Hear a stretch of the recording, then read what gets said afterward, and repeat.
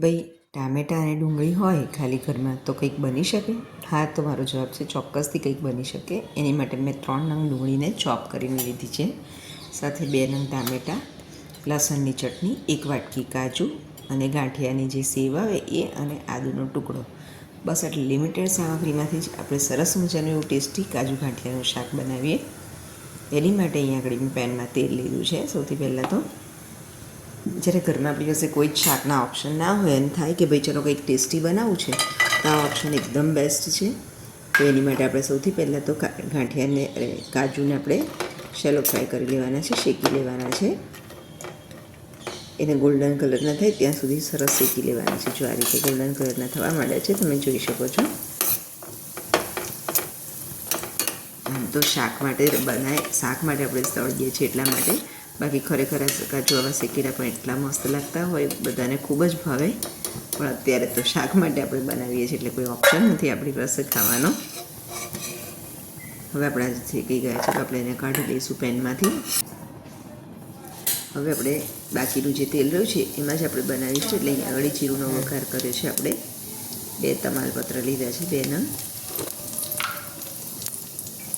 જીરું સંતળાય એટલે આપણે હિંગ એડ કરીશું એમાં, અને તમાલપત્રને પણ શેકાવા દઈશું સરસ રીતે. ત્યારબાદ આપણે જે ફાઇનલી ચોપ કરેલી ડુંગળી લીધી હતી 3 નંગ, એને એડ કરી લઈશું. એટલે ડુંગળીને સરસ એવી સાંતળવાની છે.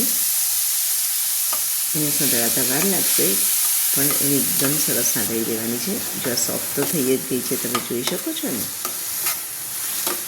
હજી એને થોડીક વાર સાંતળવા દઈશું. હવે ત્યારબાદ આપણે જે લસણની ચટણી લીધેલી હતી બનાવેલી અગાઉથી, આ ચટણીની આગળ મેં રેસીપી તો મૂકેલી જ છે, પણ જો તમારી પાસે આ રીતે રેડી ના હોય તો તમે 7-8 કળી લસણની મીઠું અને મરચું નાખી અને એને છૂંદી લેવાની છે. તો આપણી લસણની ચટણી રેડી છે. તો હવે એ પણ નાખી અને એને પણ સાંતળી લઈશું જોડે જોડે. હવે જો આપણી ડુંગળી પણ સરસ થઈ ગઈ છે, તો હવે આપણે એમાં ટામેટાં એડ કરીશું. એની પ્યોરી બનાવીને લીધેલી છે, 2 નંગ ટામેટાં છે મોટા, એની પ્યોરી બનાવેલી છે.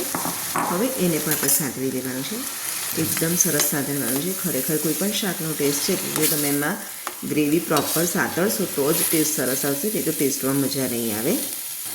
હવે જો અહીંયા આગળ મેં 1 મોટી ચમચી ચણાનો લોટ લીધેલો છે, એને પાણીમાં ઓગાળી લઈશું આપણે. અને જે આદુનો ટુકડો લીધો છે એને મેં છીણી લીધું છે, જો આ રીતે એ એડ કરી લઈશું. અને ચણાનો લોટ જો તમે જોઈ શકો છો એ રીતે મેં પાણીમાં એડ કરી દીધો છે. હવે એમાં જ આપણે બીજા મસાલા કરી દઈશું. કલરવાળું કાશ્મીરી લાલ મરચું છે, હળદર છે, ધાણા જીરું પાવડર છે,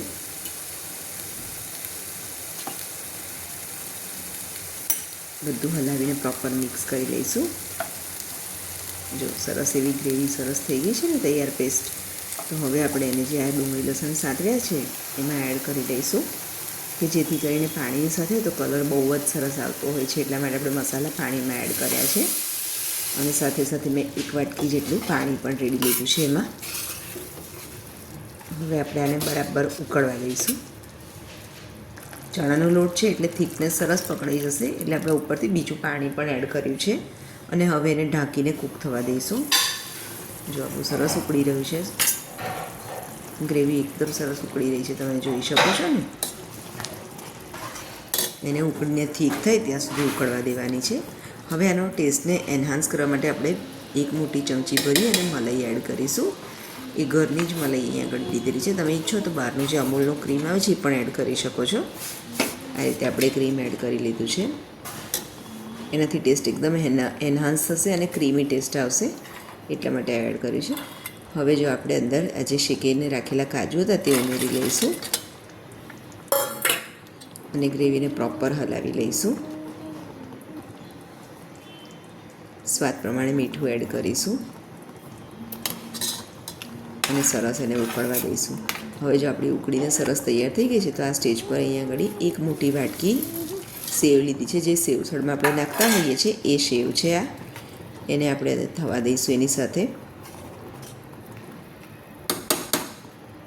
થોડીક વાર એને લગભગ 3 થી 4 મિનિટ સુધી એને આવી રીતે ઉકળવા દઈશું અને ઢાંકીને એને થોડીક વાર થવા દઈશું.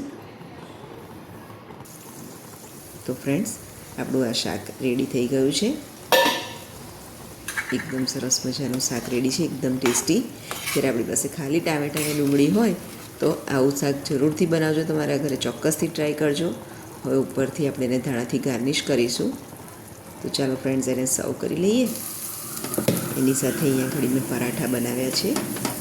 પરાઠાની સાથે આથેલા મરચાં અને કાજુ ગાંઠિયાનું શાક ઠંડા વાતાવરણમાં મળી જાય, ગરમ ગરમ આવું ખાવાનું તો ખૂબ જ મજા આવી જાય. તમે પણ તમારા ઘરે ચોક્કસથી ટ્રાય કરજો અને મારી ચેનલને લાઇક, શેર અને સબસ્ક્રાઈબ કરવાનું ના ભૂલશો. તો મારી રેસીપી તમને કેવી લાગે છે તે પણ મને ચોક્કસથી જણાવતા રહેજો ફ્રેન્ડ્સ. એકદમ ટેસ્ટી એવું કાજુ ગાંઠિયાનું શાક રેડી છે. Thank you for watching.